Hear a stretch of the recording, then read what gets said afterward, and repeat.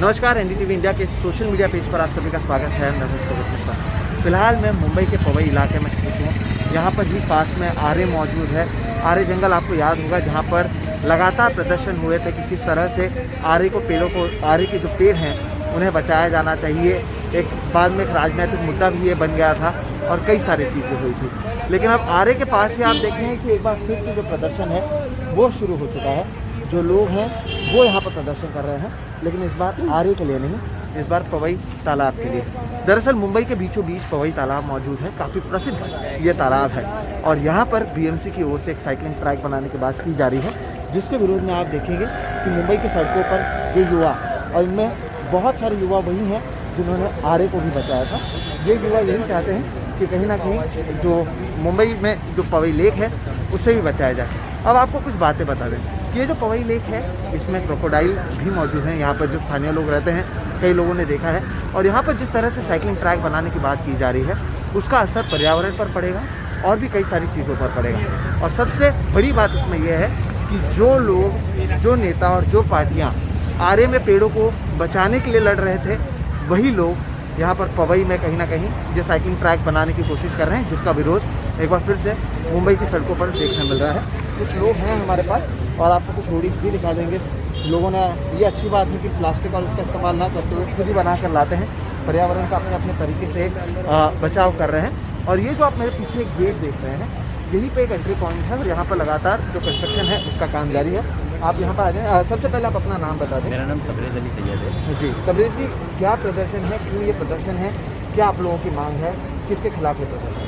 ये जो cycling track है, हम लोग बेसिकली साइकिलिंग ट्रैक के अगेंस्ट नहीं है, लेकिन हम लोग ने जो पवई तालाब के अंदर इन लोग ने इलीगल कंस्ट्रक्शन डाला है, जो भरनी की है, हम लोग उसके अगेंस्ट अभी आज यहाँ पर है। हम लोग पवई जो तालाब है वो जो इन लोग ख़त्म करने की कोशिश कर रहे हैं साइकिलिंग ट्रैक के नाम पर, तो हम लोग उसके लिए यहाँ पर रुके हैं। और ये पर्यावरण को सबसे बड़ा धोखा है। वो वहाँ पर पवई लेक के अंदर आप देखेंगे मगरमच्छ है, हिरन का वहाँ पे मूवमेंट है, वहाँ पे लेपर्स का मूवमेंट है, वहाँ पे काफ़ी तरीके से कछुए वगैरह भी वहाँ पे आके अपने अंडे देते हैं। जैसे कि आपको बताओ, पवई लेक आप देखेंगे तो तीनों साइड से लोगों का मूवमेंट वहाँ पे पवई लेक के इधर है। जैसे एक टूरिस्ट स्पॉट है, गणपति घाट है, वहाँ पे एक गार्डन है, तो वहाँ पे, लेकिन ये जो जगह है ये पीछे साइड में, बैक साइड में, यहाँ पे लोगों का मूवमेंट नहीं है। और जो मगरमच्छ वगैरह जब उनकी मीटिंग्स वगैरह होती है उसमें जो अंडे वगैरह देने का काम करते हैं, वो लोग यही जगह पे करते हैं। हम लोकल पे, हमें पता है यहाँ पे वो जो मछुआरे हैं वो जगह को मगर अड्डा कहते हैं। वहाँ पे हमेशा मगर रहते हैं, अपने जो अंडे वगैरह वहाँ पे उन लोग डालते हैं। तो आप अगर दर्शकों को बताएं कि बीएमसी करने क्या जा रही है और इससे पवई लेक को किस तरह से नुकसान है? देखो कैसा है कि जब पवई लेक के अंदर भरनी होगी, उसके अंदर के जो जीव जंतु है उनका क्या होगा, ठीक है, वो जो मगरमच्छ वगैरह जो है वो निकल के बाहर आएंगे। यानी क्या पवई लेक के अंदर ये साइकिल ट्रैक बना है? पवई क्या कर रहा है? पवई लेक के अंदर इन लोग ने अभी साइकिलिंग ट्रैक कर रहा है। साइड से, मिडल से है, लेकिन मतलब साइड से ही है और अंदर से ही वो आ रहा है। पवई लेक के बाउंड्री से ही वो साइकिल ट्रैक लोग बना रहे हैं। तो कहीं ना कहीं जो साइकिलिंग की ट्रैक बनाई जा रही है, मैं आपको मोटे मोटे शब्दों में बता दूं कि वो उसका परिणाम पवई जो लेक है उस पर पड़ेगा और उसके अंदर के हिस्से का इस्तेमाल किया जाएगा। वहाँ पर पत्थर और मिट्टी भरी जा रही है और वहीं से ये जो ट्रैक बनाया जा रहा है। और ये जो लोग यहाँ पर प्रदर्शन कर रहे हैं, उनका ये कहना है कि उसका असर उन सभी लोगों पर पड़ेगा जो पवई लेक में मौजूद हैं, जिसमें मछलियाँ हैं, जिसमें टर्टल हैं, जिसमें मगरमच्छ भी शामिल हैं। और इसलिए इन लोगों को बचाने के लिए विरोध प्रदर्शन किया जा रहा है। और भी लोग हैं, पहले आप अपना नाम बताएं। मेरा नाम ओमकार महादेव सिद्धकर है और मैं IIT पवई में PhD जी। तो पिछले लगभग 40-50 दिनों से मैं इस चीज़ को फॉलो कर रहा हूँ और I was the first person to know vision on this to my institute and to also in the public domain. तो अभी क्या है कि इस प्रोजेक्ट के बारे में कुछ भी डिटेल्स जो है वो अभी पब्लिक डोमेन में नहीं है। And I have written the letter to the MOUCC और सेंट्रल मिनिस्ट्री ने महाराष्ट्र अथॉरिटी को एक उनकी तरफ से लेटर भेजा गया है कि इसके बारे में एक रिपोर्ट देना चाहिए। अभी तक वो लेटर को इशू होकर 40 दिन हुए हैं, लेकिन अभी तक स्टेट महाराष्ट्र अथॉरिटी से कुछ भी रिस्पॉन्स मिला नहीं है। तो अभी this Powai lake has been included in the list of national lake of importance और जो 2011 के जो नेशनल वेटलैंड एटलस है उसके अंतर्गत पवई तालाब को एक वेटलैंड का दर्जा प्राप्त हो गया है।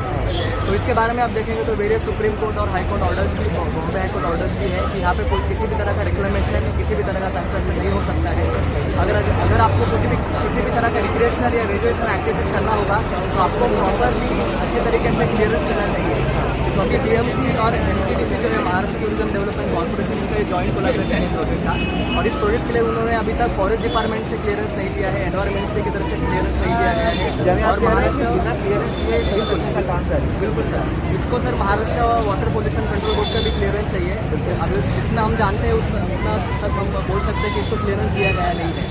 अगर इनको क्लियरेंस भी मिलता है फिर भी ये बात है कि considering the Powai lake as a rich ecological zone, यहाँ से आप देखेंगे तो संजय गांधी नेशनल पार्क बहुत ही नज़दीक है, और इस संजय गांधी नेशनल पार्क का more than 88% biodiversity actually is directly dependent on the Powai lake and Powai wetland.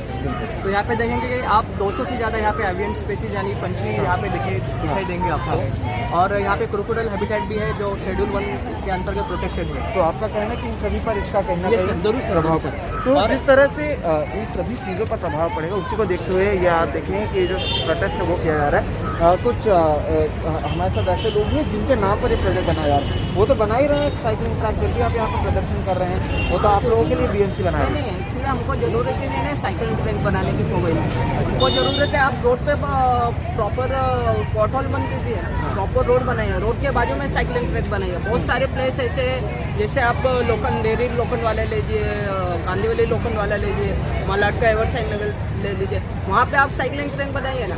आप पवई में क्यों बना रहे? जो ऑलरेडी एक ही प्लेस है आरे मुंबई में, जिसको हम लंग्स ऑफ मुंबई बोलते हैं, आप वहाँ क्यों जा रहे हो बनाने के लिए? बहुत सारी जगह है, वहाँ पे बनाइए ना साइकिलिंग ट्रैक। बिल्कुल। तो कहीं ना कहीं साइकिलिंग ट्रैक आखिर पवई में क्यों बनाई जानी चाहिए? जिस तरह से आरे का नाम लिया गया, आपको मैं बता दूं कि आरे से जुड़ा हुआ हिस्सा ही आता है, और बड़ी बात इसमें यह है कि जो नेता 2019 में चुनाव के समय आरे का मुद्दा जिन्होंने उठाया था, जिन्होंने कहा था कि आरे को जंगल घोषित किया जाना चाहिए, जिन्होंने वहाँ पर पेड़ काटने के खिलाफ प्रदर्शन किया था, उसके ऊपर राजनीति भी की थी और कहीं ना कहीं उसे जंगल घोषित भी किया, वही उनकी ही पार्टी की बीएमसी में सत्ता में है, और वही लोग यहाँ पर ये जो साइकिलिंग ट्रैक है वो बनाने की बात कर रहे हैं। और इसी के विरोध में आप देखें कि कई लोग हैं, तमाम लोग अलग अलग जगहों से आए हुए हैं, और एक बार फिर से यहीं पर प्रदर्शन किया जा रहा है। अब ये देखना अहम होगा कि इस पर आगे क्या होता है। कई सारी चीज़ें कही गई हैं और कई सारे आरोप भी लगाए गए हैं, तो प्रशासन आखिर इसे रोकने के लिए क्या कुछ करता है ये देखना अहम होगा। क्योंकि मैं आपको ये भी बता सकता हूँ कि बीच में जब कंस्ट्रक्शन शुरू था तब कई कार्यकर्ता वहाँ पर पहुँचे थे, उन्होंने पुलिस में भी शिकायत की थी, जिसके बाद कुछ समय के लिए ज़रूर वहाँ पर चीज़ों को रोका गया था, लेकिन एक बार फिर से यहाँ पर जो प्रदर्शन है वो लगातार जारी है, और उसके खिलाफ जहाँ तक आप देखेंगे आपको लोग नज़र आएंगे जो यहाँ पर इसका विरोध कर रहे हैं। तो जो लोग आरे में जंगल बचाना चाहते थे, वहीं कहीं ना कहीं पवई के खिलाफ, जो पवई तालाब है उसके खिलाफ वो खड़े हैं, और उनके खिलाफ भी वही लोग प्रदर्शन कर रहे हैं जो आरे बचाने के लिए भी प्रदर्शन कर रहे थे। तो कहीं ना कहीं अब आरे के बाद पवई तालाब को लेकर लोग सड़कों पर हैं। अब ये देखना अहम होगा कि प्रशासन के लिए पर्यावरण ज़्यादा ज़रूरी है या फिर उनकी साइकिलिंग ट्रैक। फिलहाल इस सोशल मीडिया पेज पर इतना ही। मुंबई और उसके आसपास से जब भी इस तरह की कोई चीज़ें होंगी हम इसे लेकर आपके पास पहुँचते हैं। मेरा नाम है सोहित मिश्रा, आप देख रहे हैं एनडीटीवी इंडिया का सोशल मीडिया पेज। नमस्कार।